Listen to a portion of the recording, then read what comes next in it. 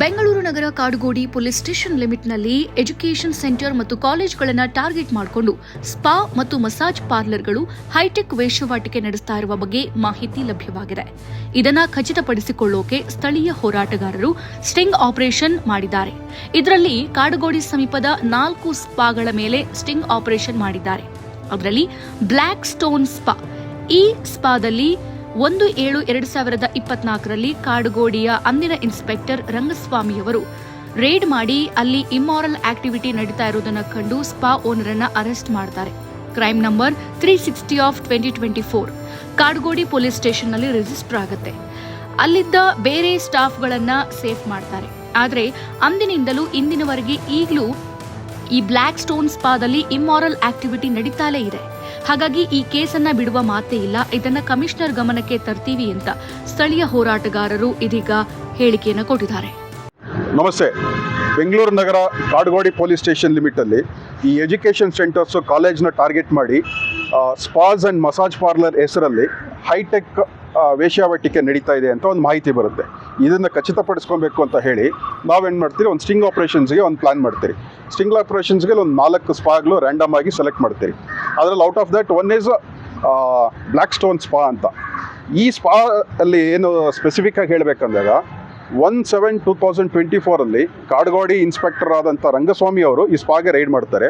Ride ಮಾಡಿ ಅಲ್ಲಿ immoral activities ನಡೀತಾ ಇದೆ ಅಂತ ಹೇಳಿ ಸ್ಪಾ ಓನರ್ನ ಅರೆಸ್ಟ್ ಮಾಡಿ crime number 360 of 2024 Kadugodi police station register ಆಗುತ್ತೆ.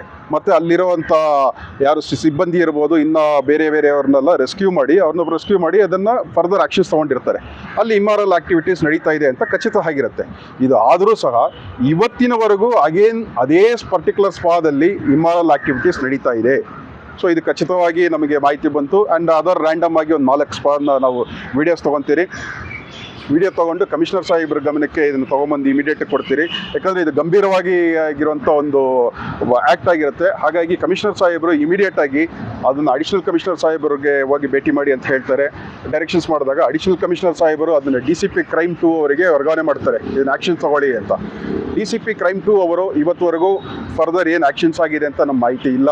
ಅಗೇನ್ ಅದೇ ಏನೇನು ಸ್ಪಾ ನಾವು ಕಂಪ್ಲೇಂಟ್ಸ್ ಕೊಟ್ಟಿದ್ರಿ, ಇವತ್ತುವರೆಗೂ ಅದು ಯಥಾಸ್ಥಿತಿ ಆ ಇಮ್ಮಾರಲ್ ಆಕ್ಟಿವಿಟೀಸ್ ನಡೀತಾನೆ ಇದೆ. ಹಾಗಾಗಿ ನಾವು ಈ ವಿಚಾರವನ್ನು ಮಾನ್ಯ ಹೈಕೋರ್ಟ್ ನ್ಯಾಯಾಲಯಕ್ಕೆ ಗಮನಕ್ಕೆ ತಂದು ಇವತ್ತು ರಿಟ್ ಪಿಟಿಷನ್ ಮಾಡಿದಿರಿ. ಇದು ಗಂಭೀರವಾದಂಥ ಸ್ವರೂಪ ಇರೋದು. It is involving with women and childrens ಅದಂತ ಇರೋದು. ಮತ್ತು ಎಜುಕೇಷನ್ಸ್ ಇನ್ಸ್ಟಿಟ್ಯೂಟ್ನ ಟಾರ್ಗೆಟ್ ಮಾಡಿ ಈ ಥರ ಒಂದು ಬಿಸ್ನೆಸ್ ಮಾಡೋದು, ಇಮ್ಮಾರಲ್ ಬಿಸ್ನೆಸ್ ಮಾಡ್ತಾ ಇದ್ದಾರೆ. ಹಾಗಾಗಿ ಇದನ್ನು ಇಲ್ಲಿಗೆ ಬಿಡೋಕ್ಕಾಗಲ್ಲ. ಆಸ್ ಇನ್ ಪಬ್ಲಿಕ್ ಕನ್ಸರ್ನ್ ನಾವು ಮಾನ್ಯ ಹೈಕೋರ್ಟ್ ಗಮನಕ್ಕೆ ತಂದಿರಿ, ಇವತ್ತು ರಿಟ್ ಪಿಟಿಷನ್ ಫೈಲ್ ಮಾಡಿದ್ದೀರಿ. ಇದನ್ನು ಹೇಗೆ ಕಂಟಿನ್ಯೂ ಆಗಬಾರ್ದು. ಎಲ್ಲ ಕಡೆ ಎಲ್ಲೆಲ್ಲಿ ಈ ಥರ ನಡೀತಾ ಇದೆ ಇದನ್ನು ಇಮಿಡಿಯೇಟ್ಲಿ ಒಂದು SIT ಫಾರ್ಮೇಷನ್ಸ್ ಮಾಡಬೇಕು. SIT ಫಾರ್ಮೇಷನ್ ಮಾಡಿ ಇದನ್ನು ತನಿಖೆ ಮಾಡಿ ಎಲ್ಲೆಲ್ಲಿ ಈ ಸ್ಪಾ ಹೆಸರಲ್ಲಿ ಹೈಟೆಕ್ ವೇಶ್ಯಾವಾಟಿಕೆ ಏನು ನಡೀತಾ ಇದೆ, ಮಸಾಜ್ ಅನ್ನೋ ಹೆಸರಲ್ಲಿ ಬೇರೆ ಬೇರೆ ರೀತಿಯ ಅಕ್ರಮ ಚಟುವಟಿಕೆಗಳು ನಡೀತಾ ಇದೆ, ಇದೆಲ್ಲ ಕೂಡಲೇ ಸ್ಟಾಪ್ ಆಗಬೇಕು. ಮತ್ತು ಇದನ್ನು ತಪ್ಪಿಸ್ತರನ್ನ ಅರೆಸ್ಟ್ ಮಾಡಬೇಕು ಅಂತ ಕೇಳ್ಕೊಂಡಿದ್ದೀವಿ.